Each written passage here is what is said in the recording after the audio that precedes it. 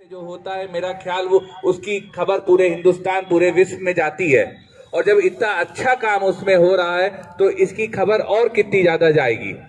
तो पहले तो मैं मौलाना साहब का शुक्रिया अदा करता हूं जो इन्होंने एक ऐसा स्टेप लिया जो अब तारीखी बन रहा है, क्योंकि अब बेरोजगारी का सीधा मतलब हो गया आदमी के जेब में पैसा नहीं है।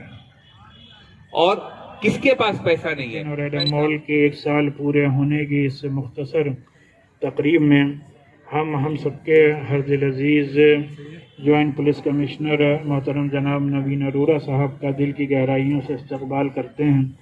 और जब ये बात तय हुई कि तय करने के लिए हम लोग बैठे कि इस प्रोग्राम में किसको एज अ चीफ गेस्ट मदऊ किया जाए, तो बग़ैर किसी मुबालगे के सभी ने आपके नाम की तजवीज़ पेश की और आपको एज अ चीफ गेस्ट यहाँ पे इनवाइट किया गया।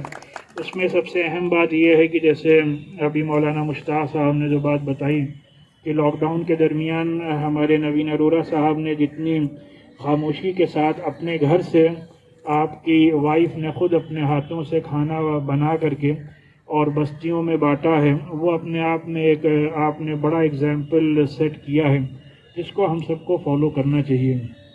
जब एडम किचन के सिलसिले में डॉक्टर अहद और उनकी टीम हम लोगों के यहाँ इस्लामिक सेंटर आई और इस बात पे डिस्कशन हुआ कि किस तरीके से इसको शुरू किया जाए और इसके क्या क्या इंतज़ामात हों और किस तरीके से इससे जो ज़रूरतमंद लोग हैं, जैसा शुरू में कहा गया कि हम गरीब या अमीर नहीं कहेंगे, हमारे नजम फारूकी साहब ने फरमाया बजा फरमाया, बल्कि जो ज़रूरतमंद लोग हैं उन तक किस तरीके से इन खिदमात को पहुँचाया जाए। तो उस वक्त हमारे जहन में पैगम्बर इस्लाम सल्लल्लाहु अलैहि वसल्लम का ये फरमान आया कि जिसमें कि आपने फरमाया कि अल खल्क़ यालुल्लाह, यानी तमाम मखलूक अल्लाह का कुंबा है, यानी all man kind is one divine family. इसी हदीस को मद्देनज़र रखते हुए हमारे यहाँ इस्लामिक सेंटर में इन तमाम खिदमात को अंजाम देने की कोशिश की जाती है। और एक मौके पर नबी पाक सल्लल्लाहु अलैहि वसल्लम ने फरमाया था कि अल्लाह ताला अपने बंदों से सवाल करेगा कि मैं भूखा था लेकिन तुमने मुझे खाना नहीं खिलाया, तो बंदा कहेगा कि अल्लाह आप तो रब्बुल आलमीन हैं, आपको भूख कहाँ लगती। तो अल्लाह फरमाएगा कि मेरा फला बंदा भूखा था, अगर तुमने उसको खाना खिलाया होता तो उसके पास तुम मुझको पा लेते। यानी कि जो भूखा है अगर हम उसको खाना खिलाएंगे तो गोया हमें अल्लाह की रज़ामंदी, अल्लाह की रज़ा हासिल हो जाएगी। इसी तरीके से अल्लाह फरमाएगा कि मैं प्यासा था, तुमने मुझे पानी नहीं पिलाया, तो फिर वो बंदा कहेगा कि अल्लाह आपको प्यास कहाँ लगती है। तो अल्लाह फरमाएगा कि मेरा फला बंदा प्यासा था, अगर तुम उसे पानी पिलाते तो मुझको उसके पास पा लेते। इसी तरीके से अल्लाह फरमाएगा कि मेरा फला बंदा बीमार था, तो मैं बीमार था, तुमने मेरी इयादत नहीं की, तो फिर वो बंदा कहेगा कि अल्लाह आपको बीमारी कहाँ होती है। तो अल्लाह ताला फरमाएगा कि मेरा फला बंदा बीमार था, अगर तुम उसकी इयादत करते, अगर तुम उसकी मदद करते तो उसके पास मुझे पा लेते। मालूम क्या हुआ कि इन तमाम सोशल काम को करने के ज़रिए से हमें अल्लाह की इबादत और अल्लाह की बहुत बहुत धन्यवाद साहब। मैं अकेला ही चला था जानिबे मंजिल, मगर लोग साथ आते गए और कारवां बनता गया। आज के इस कार्यक्रम के अध्यक्ष मौलाना खालिद रशीद फिरंगी महली साहब, यहाँ उपस्थित मौलाना मोहम्मद मुश्ताक साहब, अब्दुल अहद साहब, मौलाना सऊद साहब, नजम साहब, डॉक्टर्स में जितना मैं सुन पाया नाम, रुखसाना साहब, नसाइबा सिद्दीकी जी, जमाल साहब, और भी यहाँ उपस्थित सभी मुअज़्ज़िज़ लोग, सबसे पहले तो आपने इस कार्यक्रम के लिए मुझे चुना, ये मेरे लिए बहुत बड़ी बात है। और दिल की गहराइयों से मैं भी यही चाहता हूँ कि इस तरह के सभी अच्छे कार्यक्रमों में पुलिस का भी जुड़ाव हो, लगाव हो, और एज अ ह्यूमन बीइंग आप इसमें जितना ज़्यादा अच्छा कर सकते हो करने की कोशिश करें। ये अपने दिल की बात है, इसमें कोई जोर ज़बरदस्ती नहीं है। यदि किसी को अच्छा लगता है, मानवता की सेवा करना उसे पसंद है, तो इसके लिए आपको जोर ज़बरदस्ती नहीं की जा सकती। ये ईश्वर की एक नियामत है जो आपके व्यवहार में है। यदि यहाँ उपस्थित सभी लोग इससे जुड़े हैं, मदद कर रहे हैं, इससे अच्छी कोई बात नहीं हो सकती कि सबके अंदर दिलों में वो जज्बा है कि उन लोगों की मदद की जाए जो ज़रूरतमंद हैं, जो बेसहारा हैं, जो इस आर्थिक विपन्नता के समय अपनी बेसिक नीड्स को पूरा करने में समर्थ नहीं हैं। अगर वो भोजन, पानी, आवास, रोटी, कपड़ा, मकान, ये 3 ज़रूरतें हैं, अगर उसको पूरा नहीं कर पा रहे हैं और उसमें से अगर उनकी 2 ज़रूरत, रोटी और कपड़ा, आप अगर उनको दे पा रहे हैं, और अगर कल को मैं रशीद साहब से ये भी दरख्वास्त करूंगा कि अगर उनके लिए कोई इस तरह का आवासीय व्यवस्था, मतलब अगर आप उस तरह की कोई व्यवस्था कर सकते हैं जिसमें कोई शेल्टर होम जैसा खोल सके उनके लिए, तो अगर आप ये 3 बेसिक नीड्स पूरी करते हैं तो मुझे नहीं लगता कि ईश्वर की इससे बड़ी कोई और मानवता की सेवा हो सकती है। हम लोग इससे काफ़ी शुरू से जुड़े हुए हैं, क्योंकि सिख गुरुद्वारों में सभी जगह लंगर का कंसेप्ट होता है। बचपन से हम लोगों ने देखा है, गए हैं, सेवा भी की है। लंगर की भी सेवा हमारी मदर ने, फादर ने, पेरेंट्स ने की है, रिश्तेदारों ने की है। तो एक लगभग शुरू से ही इस तरह की चीज़ें थी जिससे एक अच्छा सा भाव जुड़ा हुआ था, और मैं ईश्वर को धन्यवाद देता हूँ कि वो भावना आज भी बनी हुई है। हमारे घर में हमारे बच्चे भी इस काम में हमारी मदद करते हैं, जिससे और साहस मिलता है, संबल मिलता है। ऐसे समय में किचन के साथ ही अगर मॉल की भी आपने अवधारणा लाई है, कंसेप्ट लाया है, तो ये बेहद अच्छी बात है कि जिन लोगों को इन ठंड के समय में या गर्मी में जब उनकी जो ज़रूरतें हैं वो पूरी नहीं हो पा रही, खुद वो अच्छी जगहों से जाके कपड़े नहीं खरीद पा रहे हैं, ऐसे समय में यदि हम उन्हें कुछ उपलब्ध करा रहे हैं जिससे उनकी इस ज़रूरत को, शरीर ढकने की ज़रूरत को और विपरीत मौसम से लड़ने की ताकत मिलती है, तो ये भी बहुत ही अच्छी बात है। और इसके लिए आप सब जो इसमें योगदान कर रहे हैं, जो डोनेशन दे रहे हैं, वो सब बधाई के पात्र हैं। जैसा मैंने कहा कि एक लीडर का काम होता है रास्ता दिखाना, नेतृत्व करना और आगे बढ़कर पहल करना।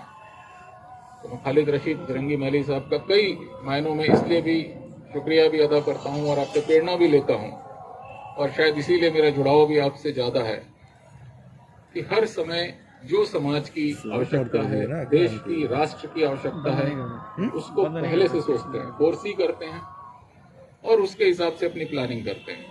अगर इस पूरे कोविड पीरियड में हमें सबसे ज़्यादा कहीं से सहयोग मिला, राहत मिली, पता था कि यहाँ से कोई दिक्कत नहीं होने वाली है, जो चीज़ें शासन सोचता था उससे पहले आप कर चुके होते थे, चाहे वो ऑनलाइन मजलिस पढ़ने की बात हो, ऑनलाइन नमाज पढ़ने की बात हो, सोशल डिस्टेंसिंग की बात हो, मास्क पहनने की बात हो, आपकी अपनी गाड़ियाँ घूम रही थी, आपके लोग प्रचार प्रसार कर रहे थे। तो जो काम शासन, प्रशासन, पुलिस करना चाहता है वो आप ऑलरेडी उस समाज में कर रहे होते हैं। शायद यही कारण है कि पुलिस का मेरा विशेष तौर पे आपसे लगाव बढ़ता जा रहा है, और मैं ये चाहूँगा कि ये ताउम्र का जिंदगी बना रहे। एक चीज मैं जरूर कहना चाहूँगा कि जो भी दान कर रहा है या जो भी खाना बना रहा है या भोजन सामग्री दे रहा है, वो इस भाव से दे कि वो ईश्वर की सेवा करने के लिए दे रहा है। इस भाव से नहीं दे कि मेरे पास पैसा बहुत है तो मैं दे रहा हूँ, या दूसरे की देखा देखी कि अगर एक्स साहब ने 500 रुपए दिए तो मैं 1000 दूंगा, उन्होंने 1 लाख दिया तो मैं 2 लाख दूंगा क्योंकि मैं उनसे बड़ा हूँ, मेरी हैसियत ज्यादा है। इसमें कृपया हैसियत अपनी ना देखें। अगर आपका भाव अच्छा है तो ईश्वर आपकी हैसियत अपने आप देखेगा। बहुत मुझे खुशी है इस कार्यक्रम में आके, तो बस मैं ज्यादा समय आपका नहीं लूंगा और यही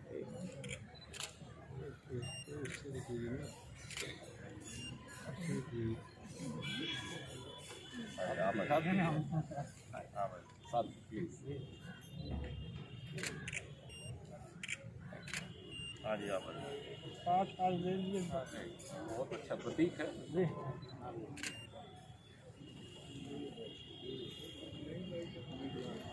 भाई आइए, अरे आ जाइए।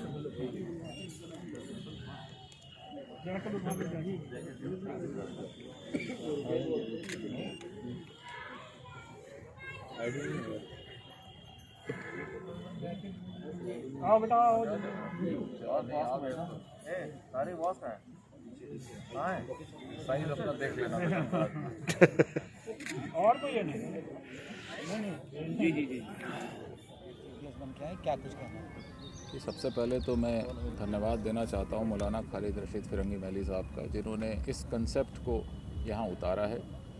एक बहुत अच्छी शुरुआत है जिसमें भूखे बेसहारा प्यासे को भोजन पानी देना और उसकी बेसिक नीड्स को पूरा करना। जैसा कहा जाता है रोटी कपड़ा और मकान किसी भी व्यक्ति की बेसिक नीड्स होती हैं और इसमें से 2 ज़रूरतें आप पूरी कर रहे हैं, आपकी पूरी टीम पूरी कर रही है, जिसमें इनको रोटी या खाना कह लें और कपड़े दिए जा रहे हैं। मैंने ये भी रिक्वेस्ट की है कि अगर पॉसिबल हो शेल्टर होम वगैरह की व्यवस्था यदि भविष्य में हो तो उनकी तीसरी ज़रूरत पर भी ध्यान दिया जा सकता है। ये एक बहुत ही नेक नियति से प्रारंभ किया हुआ कदम है जिसमें ज़रूरतमंदों को वे लोग अपनी आवश्यकताओं पूर्ति के लिए सामग्रियाँ प्रोवाइड करा रहे हैं जहाँ उनके पास एबंडेंस है, जहाँ आवश्यकता से अधिक है। ईश्वर ने उनको ये रहमत दी है, ये नियमत दी है कि वो अपने आगे लोगों को चीज़ें बांट सकें। एक अच्छे मन से लोगों की मदद करने के लिए इस उद्देश्य से या तो सामग्री प्रदान करें या यदि वो सामग्री नहीं दे सकते तो कैश प्रदान कर रहे हैं, जिससे आगे सामग्री खरीद कर उनको बांटी जा रही है। समाज में अभी भी आर्थिक रूप से निर्बल वर्ग काफ़ी बड़ी संख्या में है और ऐसे में जब वे अपनी ज़रूरतें पूरी नहीं कर पा रहे हैं और ये ज़रूरतें अगर किसी संगठन या संस्था के माध्यम से पूरी की जा रही हैं तो निश्चित रूप से संस्था बधाई की पात्र है। मुझे बेहद खुशी है कि ऐसे अवसर पर मुझे यहाँ आने का सौभाग्य मिला और 1 वर्ष पूरा होने पर मैं एडम किचन और एडम मॉल के सभी संचालकों को और खालिद रशीद साहब को तहे दिल से शुक्रिया करता हूँ और बधाई देता हूँ और ये भी ईश्वर से कामना करता हूँ कि ये अनवरत रूप से चलता रहे। इस आदम किचन को क्या कुछ कहना है आपको इस बारे में?